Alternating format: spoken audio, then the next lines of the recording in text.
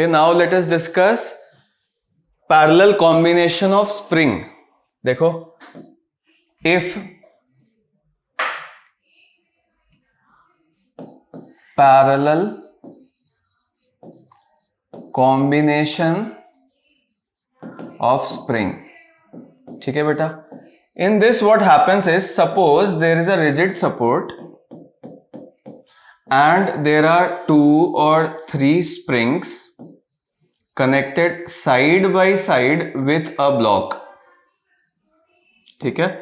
Since they are connected side by side, what will happen if this spring of spring constant K1 was extended by suppose x distance, okay, to apply some force to support this block of mass m, then the other spring of spring constant K2 will also have to extend with the same distance, है ना, क्योंकि सब पहले यहां पे रहा होगा. If the block was here initially and it has gone down by some distance x, then each of the spring of spring constant K1, K2 and K3 will come down by the same distance x for each one. Okay, if I draw the free body diagram, see, the downward force applied by gravitational force of earth on this block will be how much? It will be mg. mg force बच्चे इस पे किधर लग जाएगा? नीचे की ओर. तो क्या ये नीचे भाग जाएगा? No, it will not fall down because there are 3 springs to support this block. ठीक है. So suppose the springs apply forces. First force is K1x, next force is K2x, and the third spring applies K3x. Okay, and these 3 forces will be able to exactly balance mg of the block. ऐसा हो जाएगा. But now if I do not want to use 3 springs, I want to use only 1 spring which can okay, balance the weight of this block and also extend by the same length. ठीक, what should we do?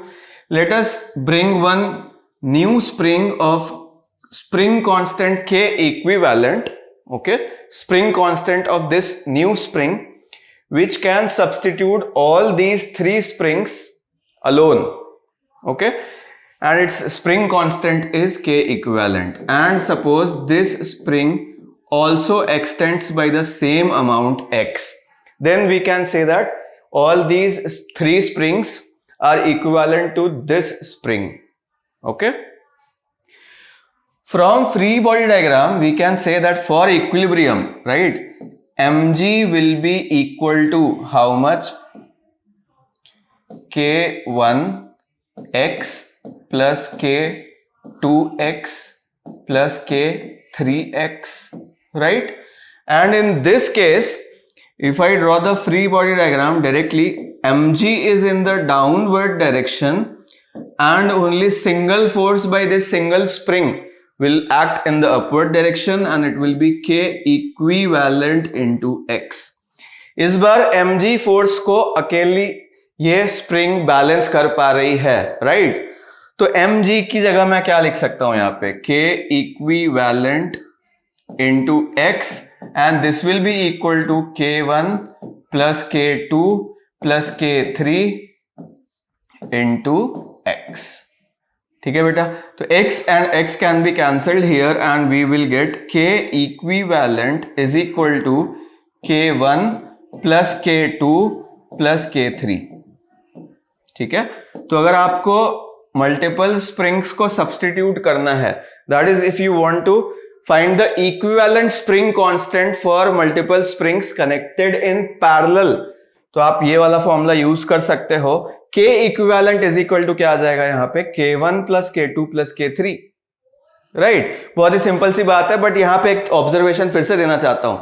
अगर resistances parallel में होते थे, from the previous classes you must have seen कि ऐसे current electricity में अगर resistances parallel में होते थे बेटा, ठीक है, तो इनके लिए फॉर्मूला क्या होता था? 1/r equivalent is equal to 1/r1 plus 1/r2 and so on. और अगर सीरीज में रेजिस्टेंसेस होते थे, जैसे कि तो R इक्विवेलेंट इस केस में क्या होता था? In case of resistances in series, you must have seen that R equivalent is equal to R1 plus R2 plus R3 and so on. यहां पे उसका exactly उल्टा होता है बेटा। देखिए, if I go to the previous slide, I will show you कि अगर सीरीज में है तो 1/k equivalent is equal to 1/k1 plus 1/k2 plus 1/k3, ऐसे सीरीज में है तो। And if they are in parallel, side by side, K equivalent can be directly written as K1 plus K2 plus K3, directly इस तरह से हो जाता है। ठीक है, तो ऑपोजिट चलता है इसका। स्प्रिंग का जो फॉर्मूला होता है इक्विवेलेंट स्प्रिंग का, वो ऑपोजिट होता है रेजिस्टर्स के केस के। ठीक है, you should remember this and in this way you will be able to remember this for a long time. ठीक है, रेजिस्टेंसेस से उल्टा होता है इनका रिलेशन।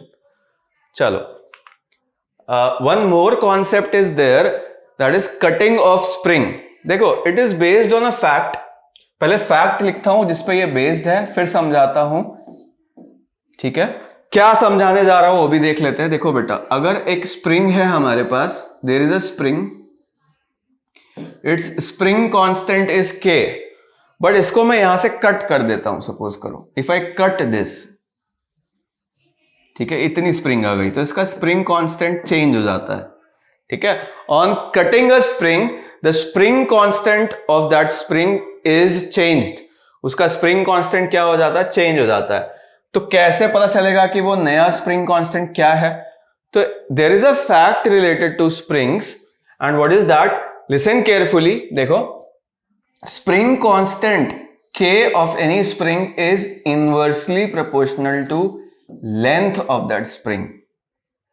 ठीक है, किसी भी स्प्रिंग कांस्टेंट का, किसी भी स्प्रिंग का जो स्प्रिंग कांस्टेंट होता है बेटा, वो उसकी लेंथ के इनवर्सली प्रोपोर्शनल होता है। और in other words I can say that K into L will be equal to a constant। ठीक है ना, ये अगर proportionality symbol if I want to remove, what I will do is K is equal to some constant upon L. So K into L will be equal to constant. For any particular spring, the length and the spring constant multiplied together always remain constant. ठीक है बेटा, तो इसको याद रखिए। जैसे suppose करो बेटा कि अभी आपके पास एक स्प्रिंग थी L लेंथ की, you had a spring of spring constant K and its length was L. Now suppose I have cut this spring into half length.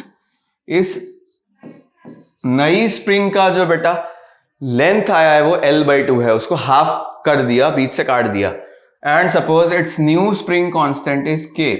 ठीक है, तो we can say that the product of K and L for this part and K and L product for this part will be the same constant, है ना। तो मैं पहले वाली spring का स्प्रिंग कांस्टेंट लिखता हूं, देखो K, और उसका लेंथ मल्टीप्लाई करता हूं L। अब नई वाली स्प्रिंग का we have assumed that it's spring constant is K dash and it's length is L/2। ठीक है, फ्रॉम हियर वी कैन से कि K डैश जो हो जाएगा बेटा वो क्या हो जाएगा? देखो, L और L तो कैंसिल हो जाएगा, इट विल बिकम 2K। ठीक है, तो इनवर्सली प्रोपोर्शनल का मतलब क्या हुआ? अगर L को हाफ करूंगा, नीचे 2 जाएगा, वो ऊपर चला जाएगा, सो K विल बिकम डबल। ठीक है, एक और एग्जांपल लेते हैं बेटा हम लोग। Suppose there is another spring. ठीक है, let us take one more example. There is another spring of spring constant K and length L naught. Spring constant क्या है? K नॉट है और उसका लेंथ कितना है? L नॉट है। अब इसको क्या करते हैं? हाफ नहीं करते, इसको 1/3 पे काट देते हैं। कितना हिस्सा काटा है इसका? इतना, L/3 पे कट लगाया। So the new spring is how much? It is of length L/3 only. ठीक है, और सपोज कर लेते हैं बेटा इसका स्प्रिंग कांस्टेंट क्या है? Let us say that this new part of the spring has spring constant K dash. तो फिर से हमने वही सीखा बेटा कि product of K and L is a constant, वो सेम रहेगा बाद में भी, है ना. For this part the spring constant is K naught and length is L naught. Okay, for the new part it is L naught by 3. तो length की जगह तो L naught by 3 लिख दिया और K की जगह K dash लिख देता हूं. करेक्ट है. क्या होगा, K into L is a constant. तो मान लीजिए constant 5 है. So for this original spring K naught L naught is 5. For new spring K dash L naught by 3 should be also 5. तो इक्वल कर दिया मैंने directly because it has to remain constant. कहने का मतलब मैंने क्या किया, what I have done is K1 L1 is equal to K2 L2. बस यही किया हमने. ठीक है, because it is constant is equal to constant. तो बच्चे यहां पे देखो L naught and L naught can be cancelled. So K dash will be equal to K naught into 3. ठीक है. So if you decrease L, K will increase. If you decrease L, K will increase. अगर L को L by 3 कर दूं, so K will become 3 times. ठीक है. If I increase the length to 2L, एक नई स्प्रिंग ले आए of same type but its length is doubled. तो अगर लेंथ को डबल कर दिया यहाँ पे, if length is doubled, तो उसका स्प्रिंग कांस्टेंट क्या हो जाएगा, हाफ हो जाएगा. I will just explain. एक और एग्जाम्पल लेते हैं बेटा. सपोज करो कि देयर इज अ स्प्रिंग, इसका लेंथ L है और स्प्रिंग कांस्टेंट K है, और उसके जैसी same material, everything is same but its length is 2L. तो what should be spring constant for this spring? तो ऑब्वियसली यू विल से कि सर इसको K डैश ले लो and then multiply and equate. तो पहले वाले के लिए L K into L पहले वाले के लिए, and for the new spring because it is of same material same type K dash into 2L. ठीक है. तो K dash will be equal to K by 2 because we have talked, again I am repeating, K is inversely proportional to length. तो अगर length को double कर दिया है किसी स्प्रिंग का, ठीक है, एक्सटेंड करके डबल नहीं किया बेटा, एक नई स्प्रिंग ले आया हूं जो देखने में वैसी थी, it's rings are equidistant like this only, the material of these two spring is also same. Okay, in that case if we double the length, K becomes half because there is inverse relation between the spring constant and length of a spring. I hope you understand this. I have taken 3 examples to explain this concept. Always remember that product of spring constant and length for any spring is a constant. तो cut कर देने पे क्या होता है कि उसका K change हो सकता है, उसको आपको किसी क्वेश्चन में निकालने की जरूरत पड़ सकती है. Then we can use this concept, or I should say fact.